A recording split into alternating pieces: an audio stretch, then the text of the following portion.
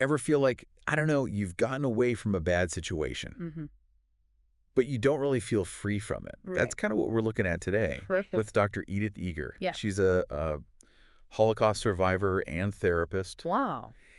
and she wrote this memoir called The Choice. Okay. And it's about, well, obviously way more than just surviving something so awful. It's about, like, what does freedom even mean? Right. You know, how do you actually get free from the past? Yeah.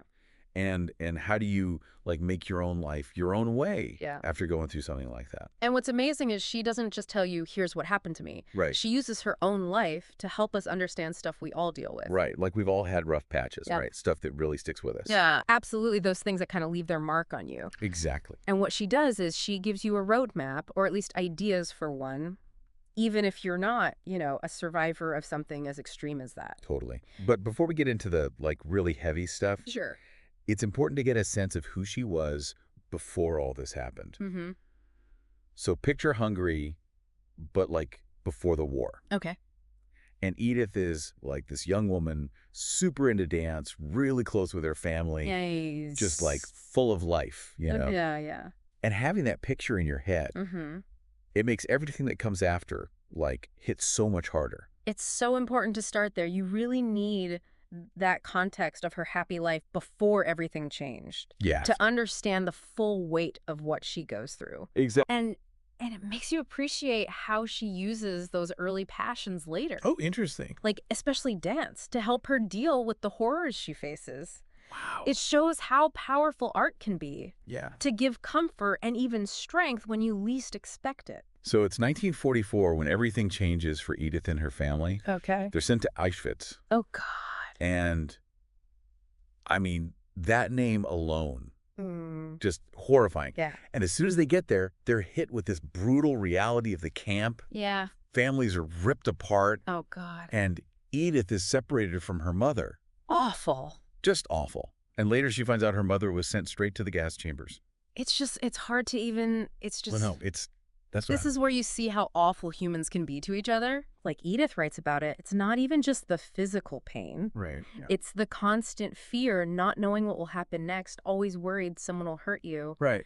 It just creates this, like, total dread that gets into you. And she talks about this a lot later in her work. Okay. That's what's so awful about trauma. The danger might be gone, but it stays with you. It does. It messes with how you see the world long after you're safe. Yeah. And even in a place like Auschwitz, there were times Edith had to make impossible choices. God. Really tested how strong a person can be. She talks about this one time during a death march. Oh, God. It was her and her sister Magda just trying to survive. Right. And Magda gets hurt. Oh, no. And Edith is stuck. Does she stay with her injured sister? Oh, my God. Knowing they could both starve. Yeah. Or does she try to find food, maybe save herself, but leave Magda behind? Oh, God.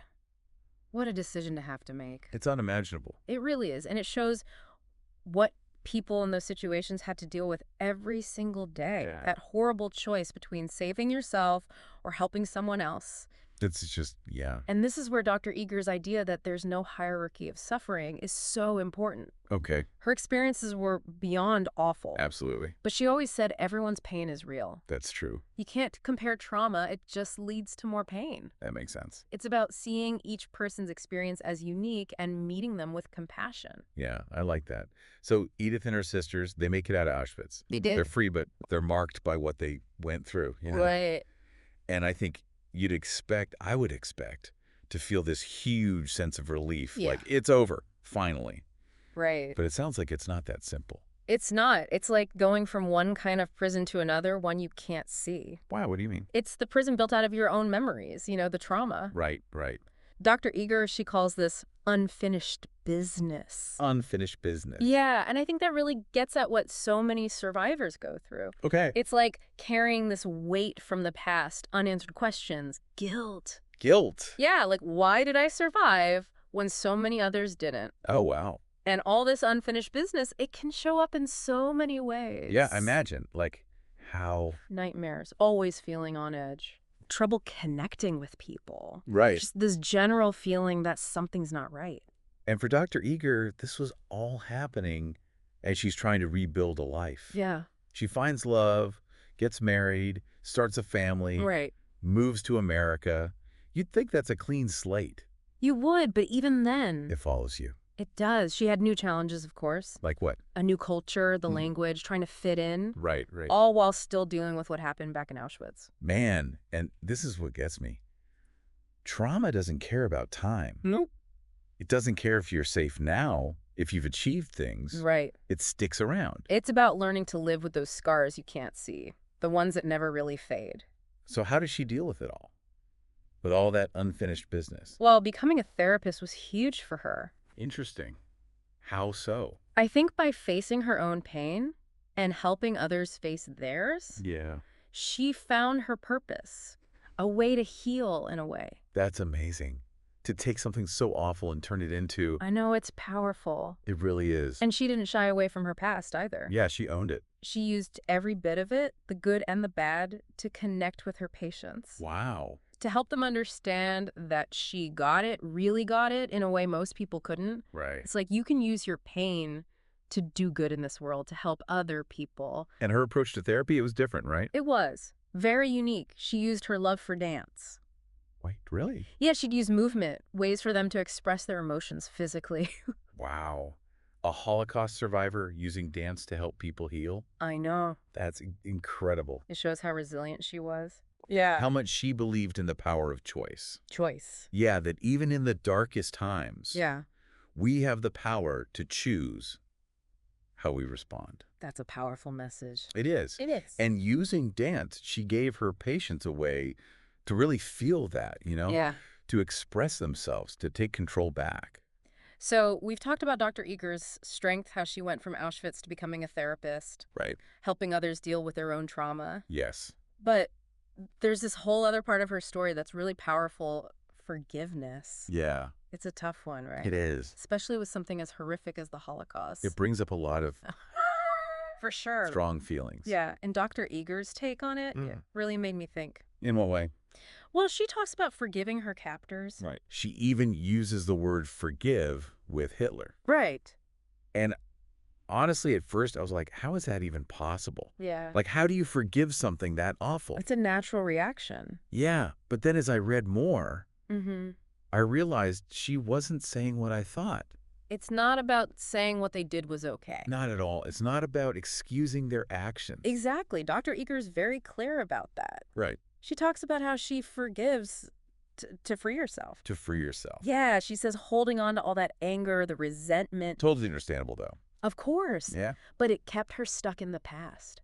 Why? Like Yeah. she was still imprisoned by it all. That's a powerful way to put it. And by forgiving, she found a way to break free.